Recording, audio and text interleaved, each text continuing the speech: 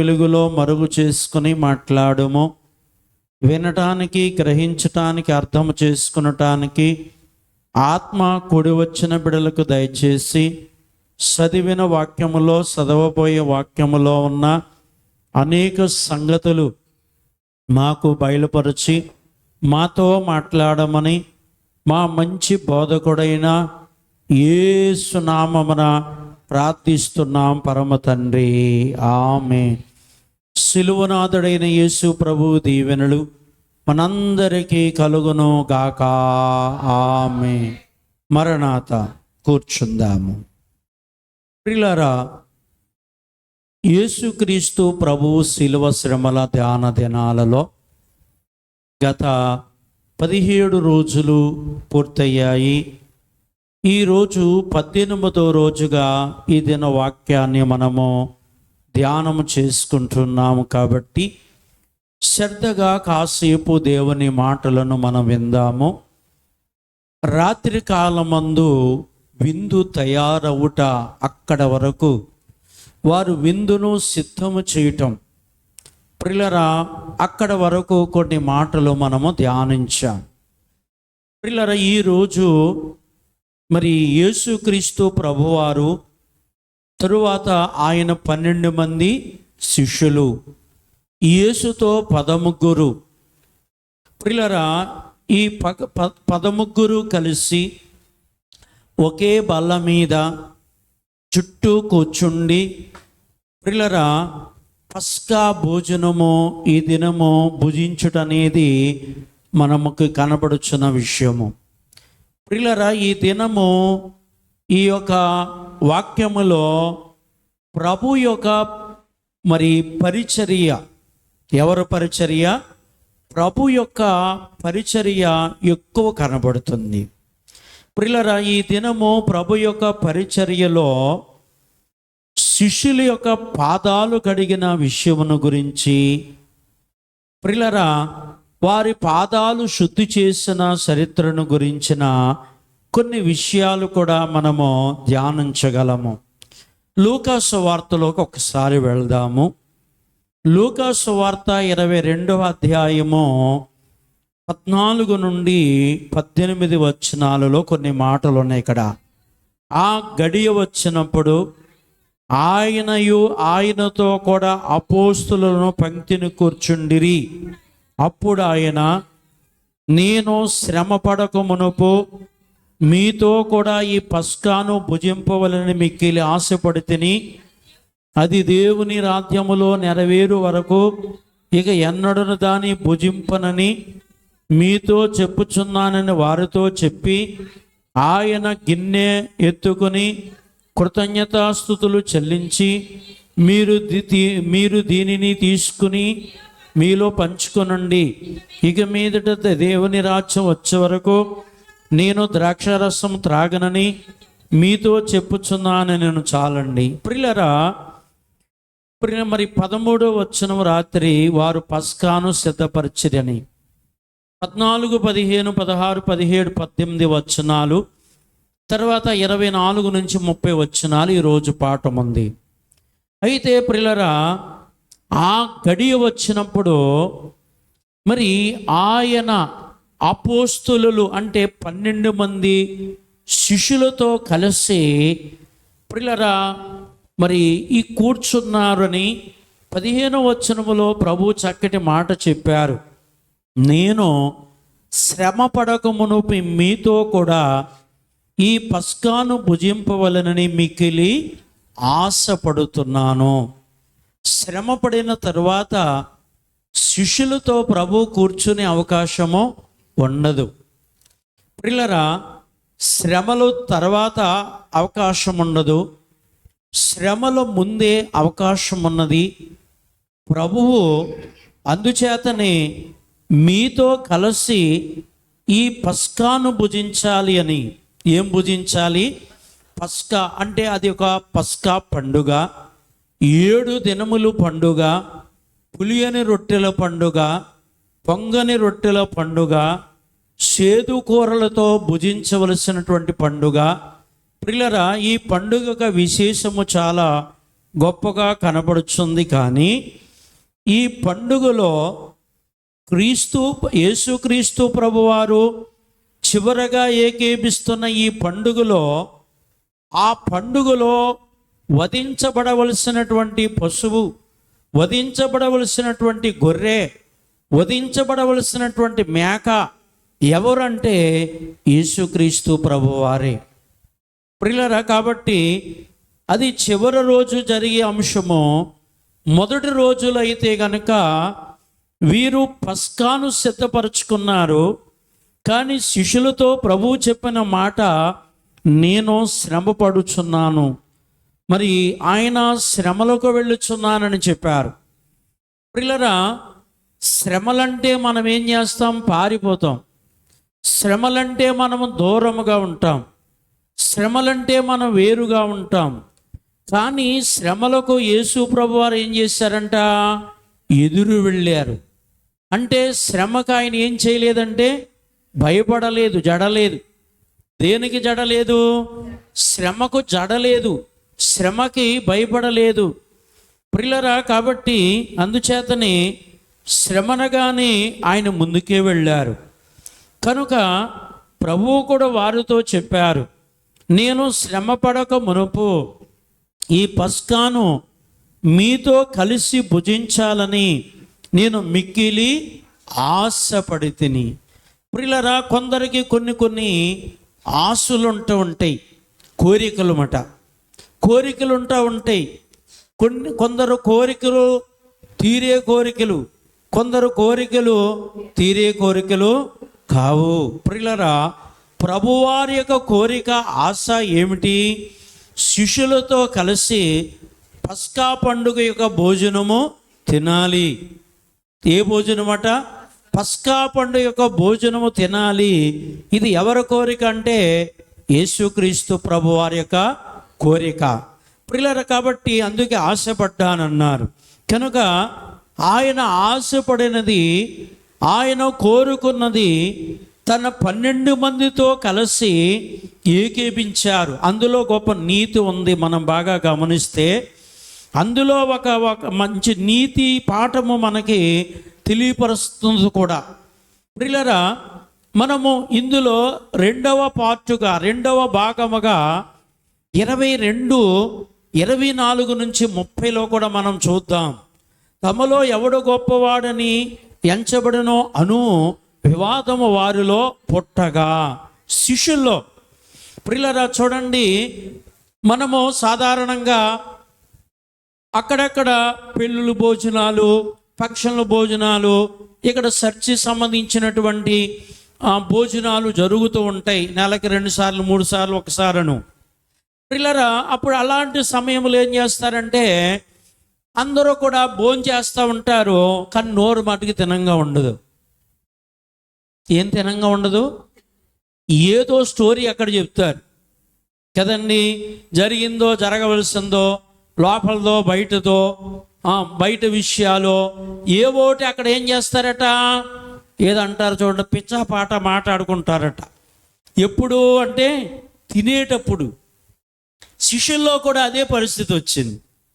ప్రియులారా, యేసు వారితో ఎంతో ప్రియులారా పరిశుద్ధంగా, భక్తిగా, విశ్వాసంగా, ఆశతో, కోరికతో పస్కా పండుగలో ఏకేపిస్తూ ఆ పస్కాను భుజిస్తూ ఉంటుంటే వీరు మనసులలో ప్రియులారా ఏమొచ్చింది అక్కడ అంటే వివాదం వచ్చింది.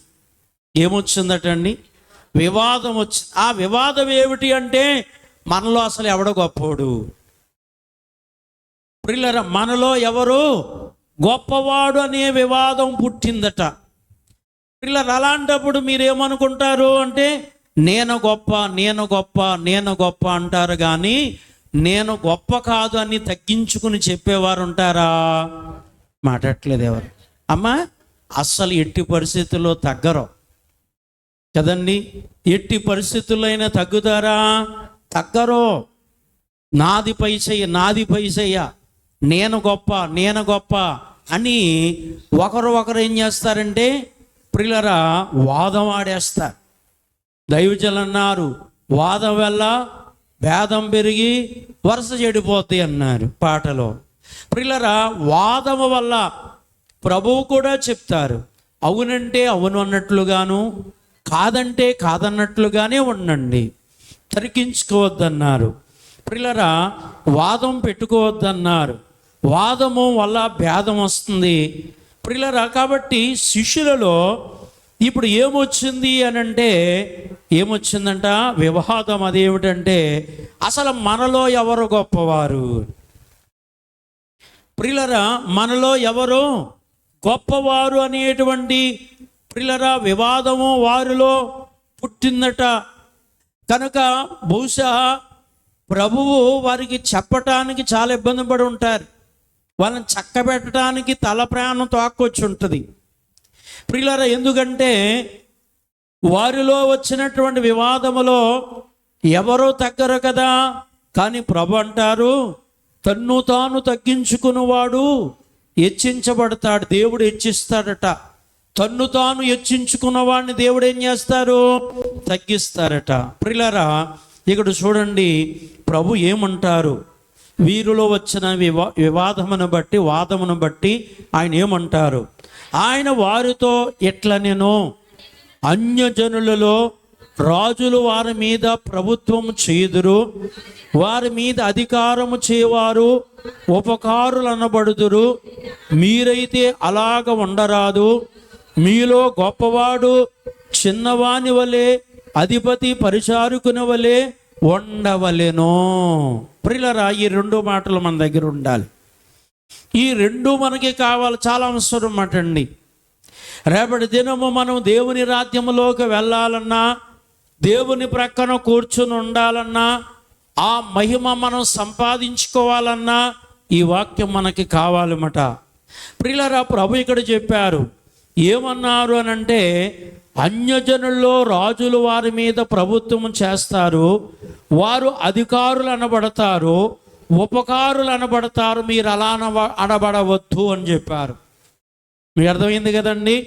మీరు రాజులు అనబడవద్దు, అధికారులు అనబడవద్దు, ఉపకారులు అనబడవద్దు. అనబడమన్నారా వద్దన్నారా? చాలామంది కోపం వస్తుంది ఈ మాట చెప్తే. పిల్లలు, ఎందుకంటే ఈ లోకములో ప్రతి ఒక్కరు ఏదో ఒక పదవునో పెత్తనాన్నో కోరుకుంటూ ఉంటారు. వద్దు అంటే వింటారా? వినరండి ప్రియులారా. కాబట్టి దానివల్ల వారికి ఏదో పేరు వస్తుందని ఒక ఆశ, ఏదో పేరు వస్తుందని, వారి పేరు అందరూ తెలుసుకుంటారని, అందరిలో వారు పబ్లిక్ అవుతారని ఏదో ఒక అధికారం కోరుకుంటూ ఉంటారు. అయితే యేసు ప్రభు ఇక్కడ ఏం చెప్పారంటే, అన్యజనుల్లో రాజులని వారి మీద ప్రభుత్వం చేస్తారు, అధికారులు అనబడతారు, ఉపకారులు అనబడతారు, మీరు అనబడవద్దు అన్నారు. ఏం చేయొద్దు అన్నారు? మీరు అలాగా అనబడవద్దు అని 25లో చెప్పారు. 26లో ఏమంటున్నారంటే, మీరైతే అలాగుండరాదు, మీలో గొప్పవాడు చిన్నవాని వలెను, అధిపతి పరిచారకుని వలె ఉండవలెను. ఎలా ఉండాలట? ప్రియులారా, నేను పెద్దవాణ్ణి అంటే ప్రియులారా వయసును బట్టో పట్టు పొడుగు అది కాదు. ప్రియులారా, అందరికంటే నాకు ఎక్కువ వస్తుంది, అందరికంటే నాకు ఎక్కువ డబ్బు ఉంది, అందరికంటే నాకు ఎక్కువ పేరుంది అని, అందరికంటే నేను పెద్దవాణ్ణి అని అనుకుంటారు కదా. ఆ విషయాన్ని ప్రభు చెబుతున్నారు. మీలో గొప్పవాడు అనబడేవారు చిన్నవాని వలె ఉండాలట, అధిపతి పరిచారకుని వలె ఉండాలట. ఏం చేయాలి? అధిపతి ఏం చేయాలట? పరిచారము చేయాలట, పరిచారము చేయాలట. ప్రియులారా, పరిచర్య చేయాలి, పరిచారము చేయాలి. కనుక ఇది చాలా ప్రాముఖ్యమైనటువంటి మాట. కనుక పరిచర్య చేయటానికి చాలామంది ఇష్టపడరు. ప్రియులారా, పరిచర్య చేయించుకునటానికి ఇష్టపడతా ఉంటారు, కానీ పరిచర్య చేయటానికి మాత్రం ఏం చేయడంటే ఇష్టపడరు. ప్రియులారా, మనకి ఆశీర్వాదం రావాలి అంటే ప్రభువు చెప్పే మాట పరిచర్య చేయాలి. యేసు ప్రభు పరిచర్య చేశారు. ప్రభు అంటారు, ఆ వాక్యాలన్నీ మనము తీసుకునే టైం మనకు లేదు కాబట్టి మీకు చెప్పుకుంటూ వెళ్ళిపోతున్నాను. ప్రభు అంటారు, నేను పరిచర్య చేయటానికి వచ్చాను, పరిచర్య చేయించుకోవటానికి రాలేదు. ఆయన రోగులకు పరిచర్య చేశారు, పేదలకు పరిచర్య చేశారు, పాపులకు పరిచర్య చేశారు.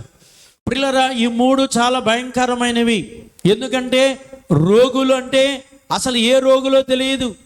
ప్రియులారా, పాపులంటే ఎటువంటి పాపమో తెలియదు, బేదలంటే ఎంత కటిగిన బేదలో తెలియదు.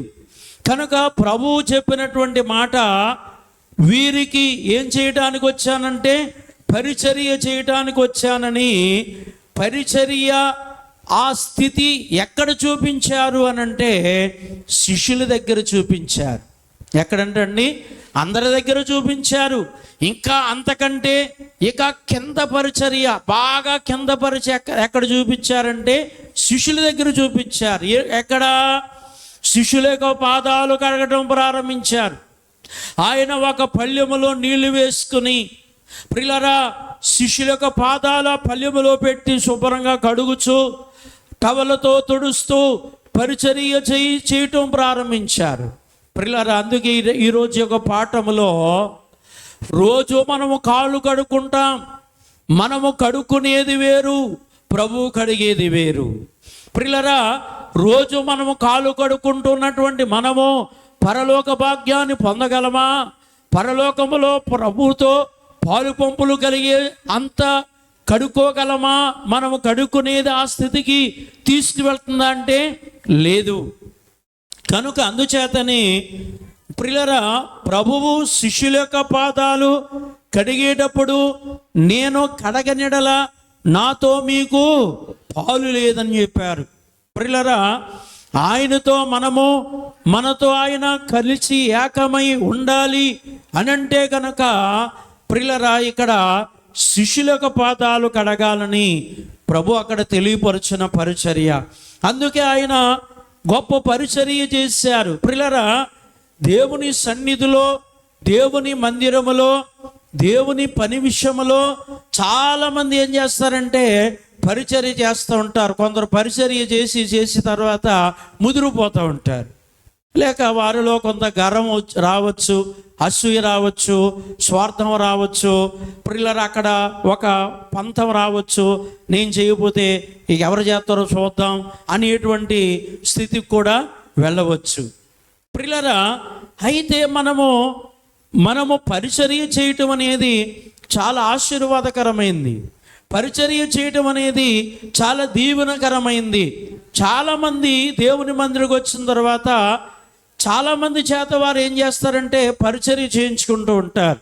కానీ వాళ్ళు ఏం చేయరంటే పరిచర్య చెయ్యరు. కానీ ప్రభువు చెప్పే మాట ఏమిటంటే మీరు పరిచర్య చేసేవారుగా ఉండాలన్నారు. ఇప్పుడు ప్రియులారా, నేను గొప్ప అన్నది ఏమైపోయింది? కత్తిరితో కట్ చేసినట్టు అయిపోయింది.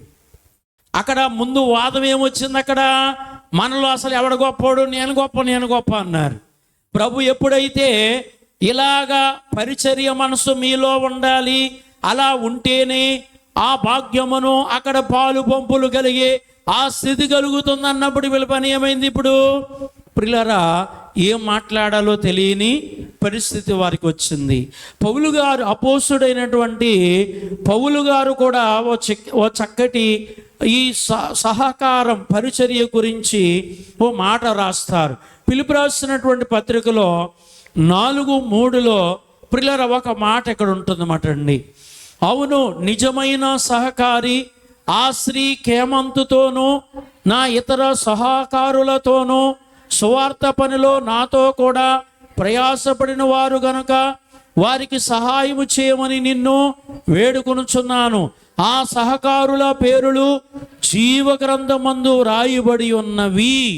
ప్రియులారా, కనుక చూడండి, ఇక్కడ ఈ దేవుని యొక్క పరిచర్యలో, దేవుని యొక్క సేవా పనుల్లో ప్రియులారా సహకారంగా ఉన్నటువంటి వారు, పరిచర్య చేసేటువంటి వారు ప్రియులారా, కనుక వారు పేరులు ఎక్కడంట?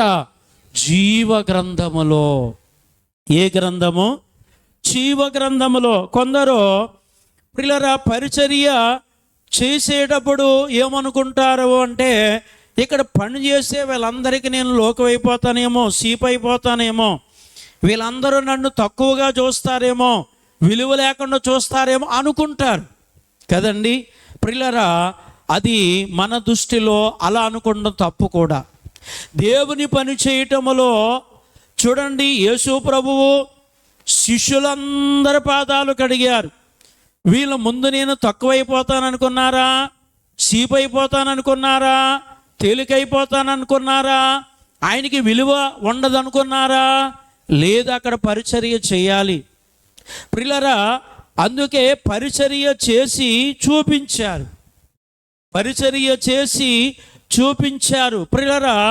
అందుచేతనే ఈ పరిచర్య అంతస్తు పరలోకానికి తీసుకువెళ్తుంది అని, జీవములో తీసుకువెళ్తుంది అని, జీవ గ్రంథములో దేవుని దగ్గర ఉన్నటువంటి జీవ గ్రంథములో మన పేరు ఉంటుందని, జీవ గ్రంథం యొక్క విలువ కూడా మనకి తెలుసు కదా.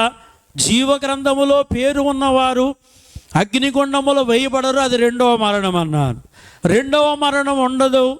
జీవ గ్రంథములో పేరు లేకపోతే వారు అగ్నిగుండములో రెండవ మరణము. మొదటి మరణము శరీర మరణం, శరీరం విడిచిపెట్టి ఆత్మ వెళ్ళిపోతుంది. రెండవ మరణము ఈ ఆత్మ అగ్నిగుండములో పడవేయబడటము రెండవ మరణము.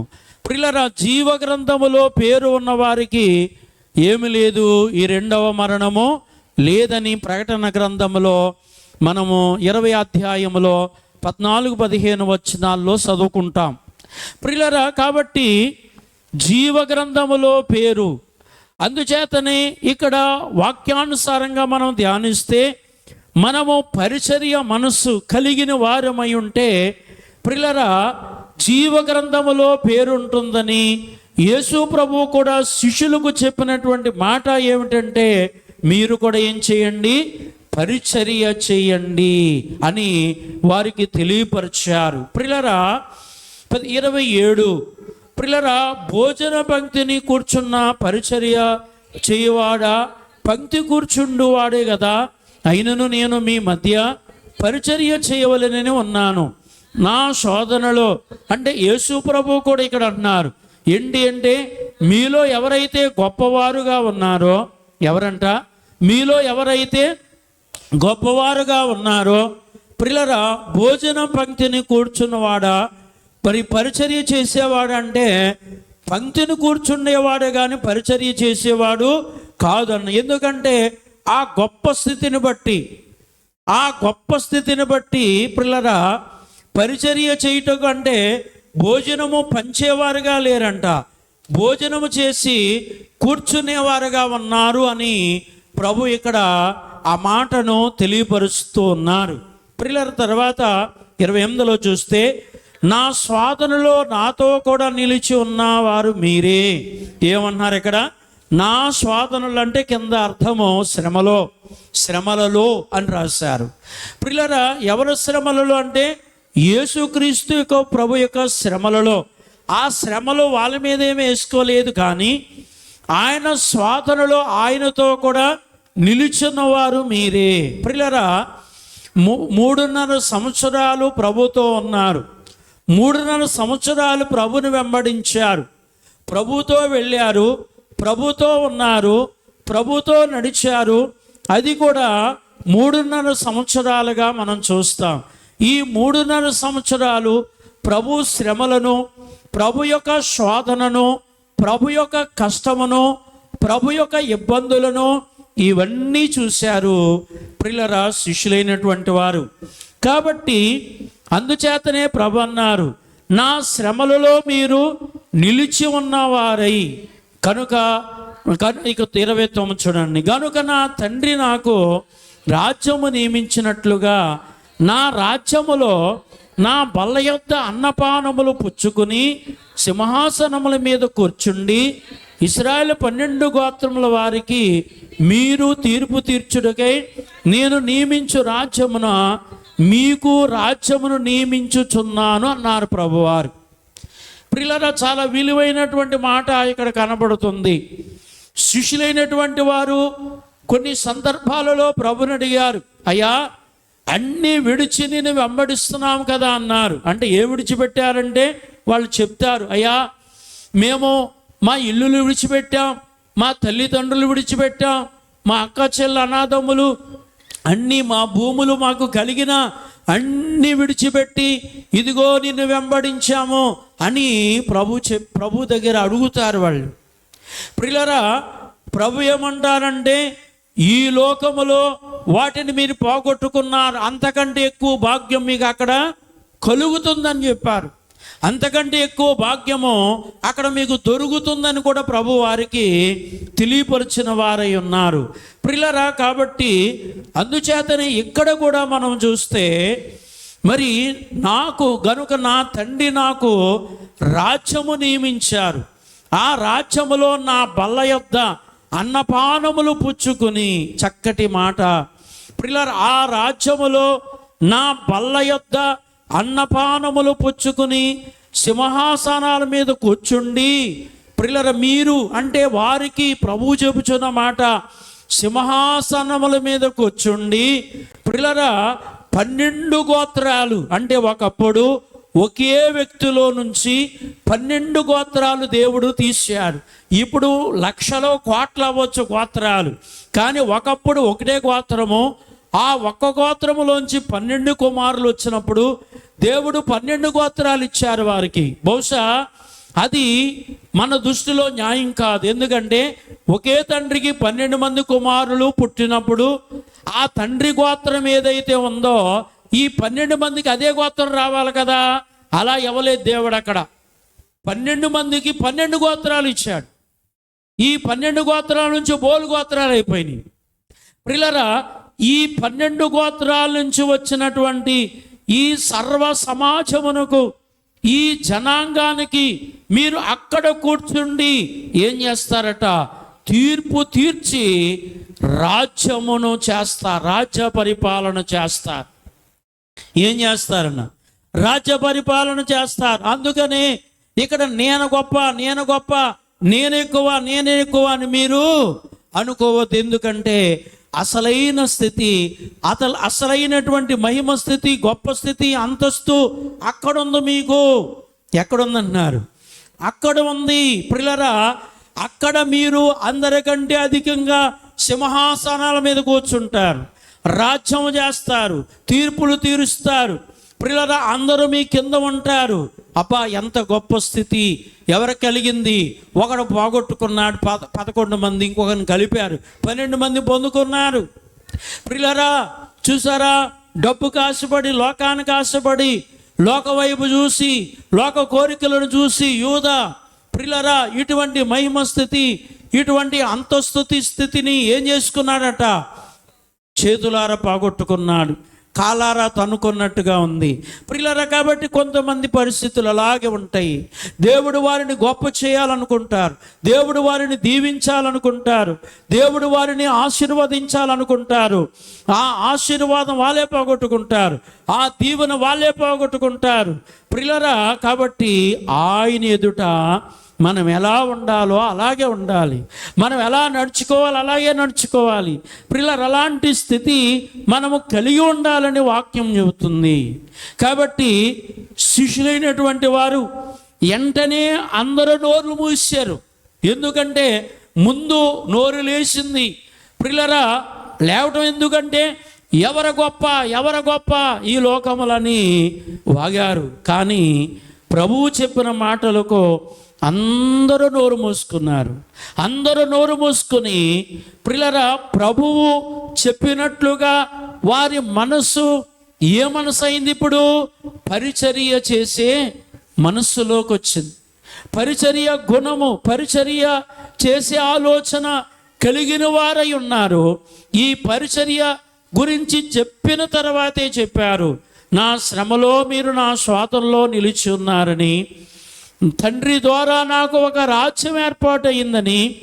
ప్రియులారా, నా బల్ల యొద్ద అన్నపానములు పుచ్చుకుంటూ, ప్రియులారా, 12 గోత్రాల వారికి తీర్పు తీర్చి రాజ్య పరిపాలన జరిగించేవారని. ప్రియులారా, అందుకే ఆ కుడి ప్రక్కన ఉన్నటువంటి దొంగ ఏమంటాడు యేసు ప్రభుని, నీవు నీ రాజ్యములోనికి వెళ్ళినప్పుడు నన్ను ఒక్కసారి జ్ఞాపకము చేసుకో. ప్రియులారా, అందుకే ఇక్కడ శిష్యులతో కూడా ప్రభు చెబుతున్నారు. ప్రియులారా, దొంగతోనే కాదు, దొంగతో చెప్పారు, దొంగ కంటే ముందు శిష్యులకు చెప్పారు, నా రాజ్యము. ప్రియులారా, ఆ రాజ్యము మీ కొరకే. ఆ రాజ్యము దేవుడంట మన కొరకు ఏర్పాటు చేశారు, మనందరి కొరకు ఏర్పాటు చేశారు. ఆ రాజ్యములో ప్రభుతో ఉండటానికి. ప్రియులారా, అందుకే శిష్యులైనటువంటి వారికి ప్రభు చెబుతున్నారు, నా బల్ల యొద్ద అన్నపానములు పుచ్చుకుని సింహాసనం మీద కూర్చుండి ఇశ్రాయేలీల 12 గోత్రాల వారికి ఏం చేస్తారంట? తీర్పు తీర్చేవారై ఉంటారు.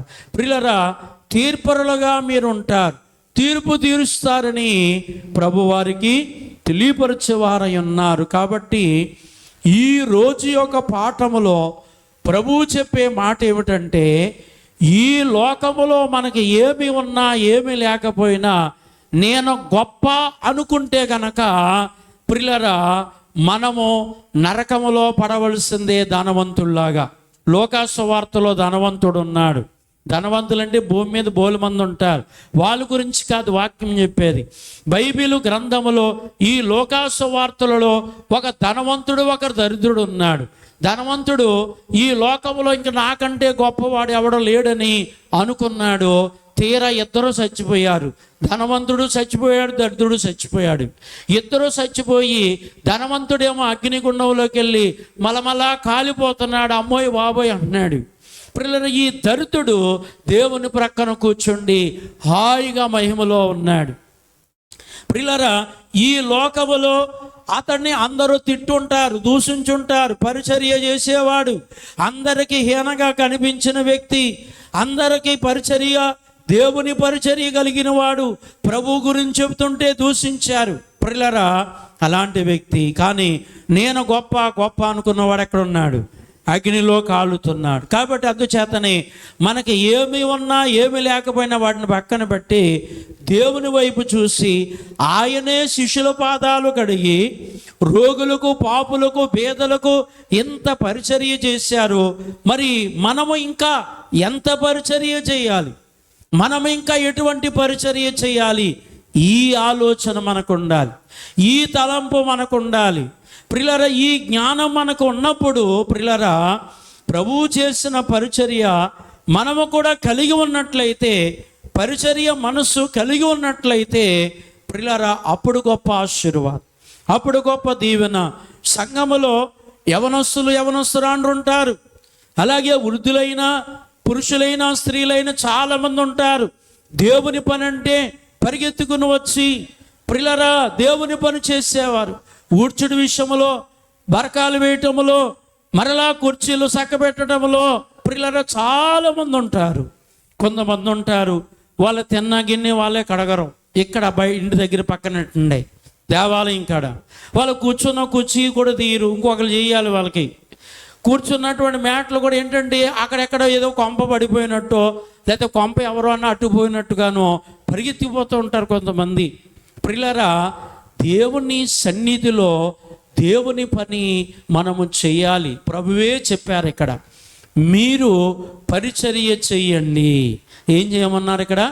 పరిచర్య చెయ్యండి అని చాలా క్లియర్గా చెప్పారు. కొంతమంది చేస్తారు, చేయగా వాళ్ళకు కూడా కొమ్ములు వచ్చేస్తూ ఉంటాయి.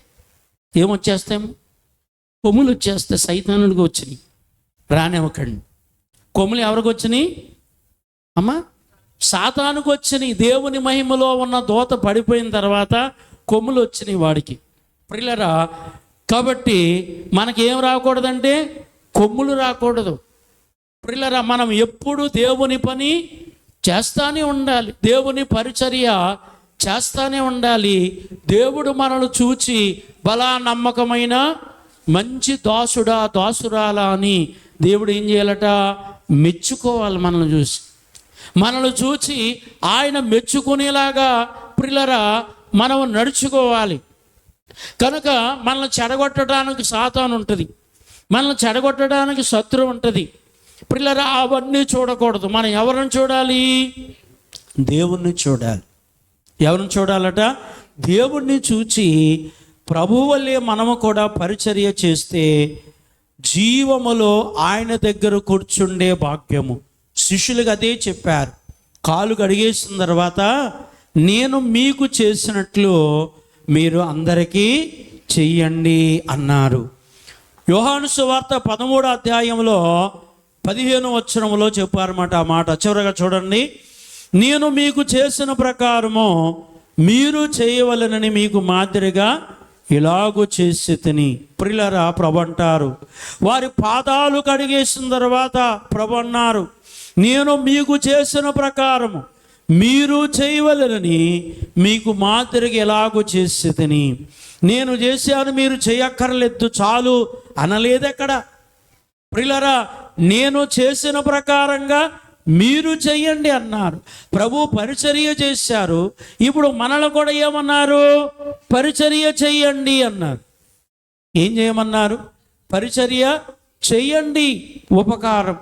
ప్రియులారా, కాబట్టి అందుచేతని పరిచర్య చెయ్యండి అని శిష్యులకు చెప్పారు.